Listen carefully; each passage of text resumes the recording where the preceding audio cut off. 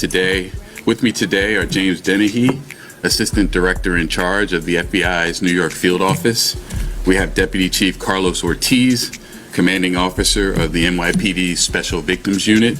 And we have my office's outstanding prosecution team, Aaron Reed, Megan Farrell, and Philip Pilmar. We're here today to announce the arrest and charging of 3 defendants. Former CEO of Abercrombie and Fitch, Michael Jeffries, Matthew Smith, and James Jacobson on charges of sex trafficking and engaging in interstate prostitution. Powerful individuals for too long have trafficked and abused for their own sexual pleasure young people with few resources and a dream of securing a successful career in fashion or entertainment. To anyone who thinks they can exploit and coerce others by using the so-called casting couch system, this case should serve as a warning. Prepare to trade that couch for a bed in federal prison. The message from today's prosecution is clear. Sexually exploiting vulnerable human beings is a crime, and doing so by dangling dreams of a future in fashion or modeling or any other business is no different. My office and our law enforcement partners will always prioritize standing up for victims, no matter their gender and no matter how powerful the wrongdoers think they are. Ain't no sense in looking around crazy. Let's get into it. Let's talk about it. Yeah. You know, they got a saying, man. The rooster will come back to crow. The rooster will come back to crow, man. See, you boys thinking y'all was getting away with a whole lot of stuff, man. You know what I mean? Was done in the dark. Will come to the light. You know what I mean? A lot of you guys, man, you powerful, rich, powerful people, man, you're sick. You're sick up here, man. You're really sick. You know what I mean?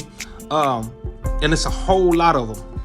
It's a whole lot of them. And what kills me is that a lot of y'all people, man, a lot of people that's not, you know, of money and wealth and trying to get there. And when somebody see the obvious, when somebody see and try to say something about it, everybody, man, there you go with that. There you go with this again. There you go with that. Nah, man, sometimes y'all just gotta stop and listen. Sometimes you gotta stop and listen. Because not only somebody's telling you, you know what I'm talking about, that small voice is telling you too. You know what I'm talking about? Your heart know when something ain't right. Your mind will tell you when something ain't right. You know what I mean? And it's not a shot to the people who trying to pursue their careers and try to get it off the ground, because you shouldn't have to be used like that to try to get to a certain level. You know, this is why a lot of people call it selling out. You know what I mean? It's called it selling out because a lot, you know, some people, you know, will see it from afar where you can't see it. You know what I mean? And then sometimes you will see some people, they don't mind giving up what they got to give up to get to where they got to go. If you dig what I'm saying. Some people don't mind giving up what they got to give up to get where they trying to go. Some people will step on your toes to get where they trying to go. You know what I mean? It's going to be a lot more people coming down. You know what I mean? This just coming down the pipeline, you know? How long these boys been doing that? How long these boys been doing this, man? For a very, very, very long time. You know what I mean? We do have a God that sit up high and looks down low. You know what I mean? We got a God that sit up high and looks down low. So what you thinking you getting away with, you ain't getting away with, Doc. You ain't getting away with it. I'm not surprised by it. I am not surprised by it. There's not too much that can surprise me these days. You know what I mean? A woman nor a man. Ain't nothing a woman or a man can do that can surprise me these days. So I'm not surprised at all. I hate it for the ones who got caught up. You know what I mean? I hate it for the ones who got caught up and got abused. You know what I mean? I hate it for those people. I feel for those people. But then on the other hand, you got some people that don't feel like they got abused. They feel like they feel like they did what they needed to do to get where they needed to go. So now in return, when they get put in position, they're gonna play that same game with somebody else. They're gonna play that same game with somebody else. You ever sit there and wonder why your favorite artist who's underground artist haven't catapulted to other levels? You know what I mean? You ever just sit there and wonder, like, man, he's a great rapper or a great singer or a great actor or a great comedian. Why he never catapulted to the next level? You know what I mean? And then somebody's garbage. That's basura. Basura. That's how the Hispanics say it in Spanish. Basura. Somebody who's garbage. You wonder how they make it? You know what I mean? It's long time ago, somebody told me when I was pursuing a music career, hey man, it's 90% business and 10% talent. I didn't understand that then. I was too young to understand that then. You know what I mean? It's probably why we didn't reach the levels that we was gonna reach or needed to reach, because we weren't gonna do none of that. Whatever it is that was needed to be done for us to sacrifice our souls, not our morale. You know what I mean? We weren't finna do that. We weren't finna do that at all. Stepping on toes. You know what I mean? Stepping on each other's toes. You know what I'm talking about? Me and my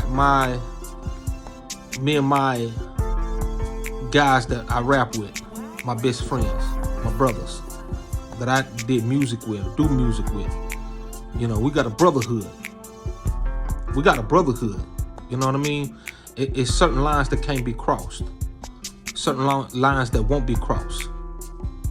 You know what I mean? I'm never gonna cross them to reach new heights and new and compromise my morale. You know what I mean? No, we gotta find another way to do that. So back to my point. You ever wondered why your favorite MC or rapper or singer, entertainer, be it comedian, be it whatever it is, you ever wonder why they never catapulted? Because they didn't bend. You know what I mean? In the entertainment world, now you have to bend. Why should that be? Why should you have to bend or cross people to catapult to the next level? Now, I'm not saying everybody do it, because I don't want to put that stigma on every black person, and I'm gonna say black person. You know what I mean? Because now I'm speaking from a black point of view now. I don't want to say put that stigma on every black successful person and say that they had to bend to get to certain levels, because maybe he didn't bend. You know what I mean? He only reached a certain level. You know what I mean? Only reached a certain level. He didn't bend.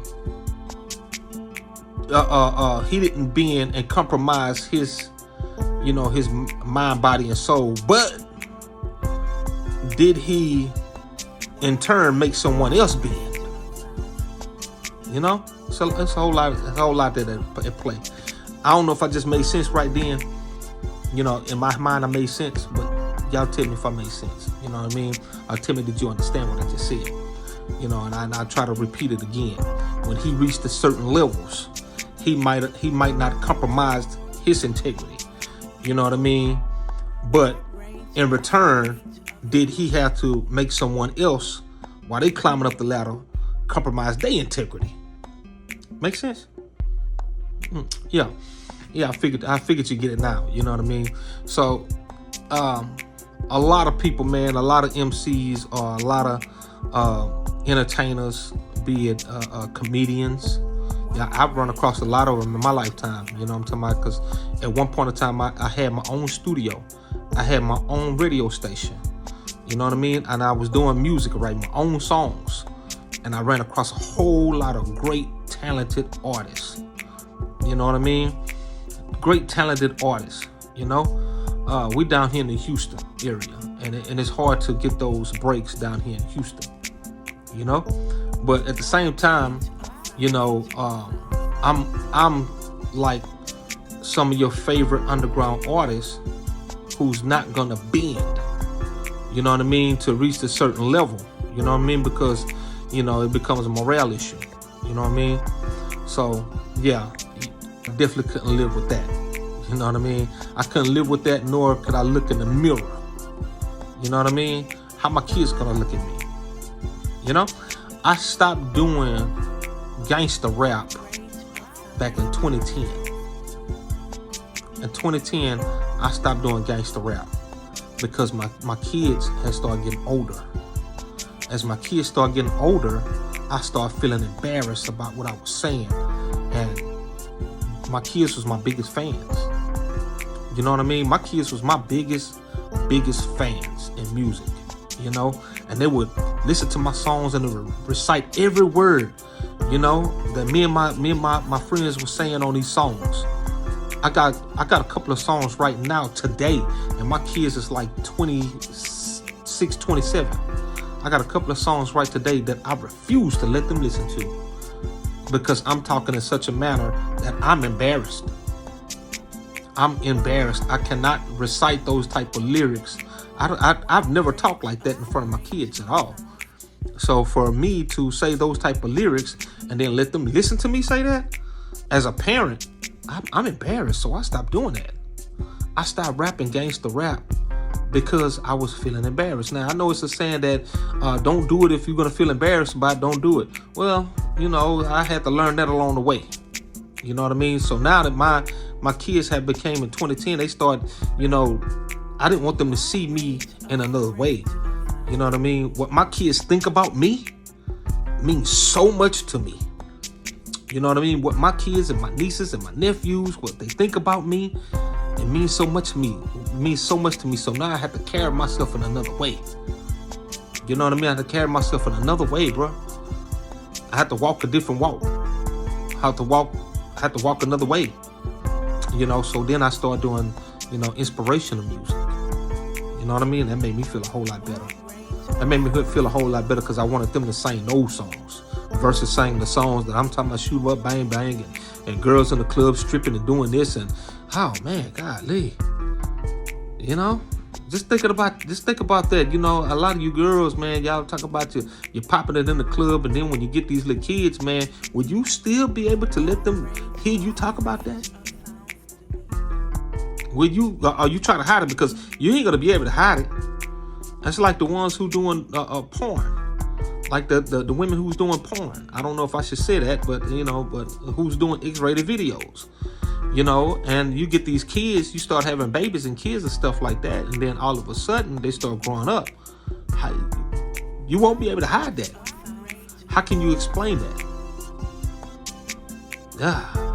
That's a conversation for another day. But yeah, man, I just want to jump on here and say a few things about that, man. And you know, y'all let me know what y'all think in the comments. I know some of y'all already seen the video. That's it. That's all I got, man. Oh, like, share, and subscribe. This video is sponsored by First Group Products. Visit First Group Products for all your essential needs. We carry car fresheners, car freshies, perfume, cologne, hand sanitizers, roller oils, and beard oils. So visit First Group Products at firstgroupmanagement.com. That's the number 1 ST, groupmanagement.com.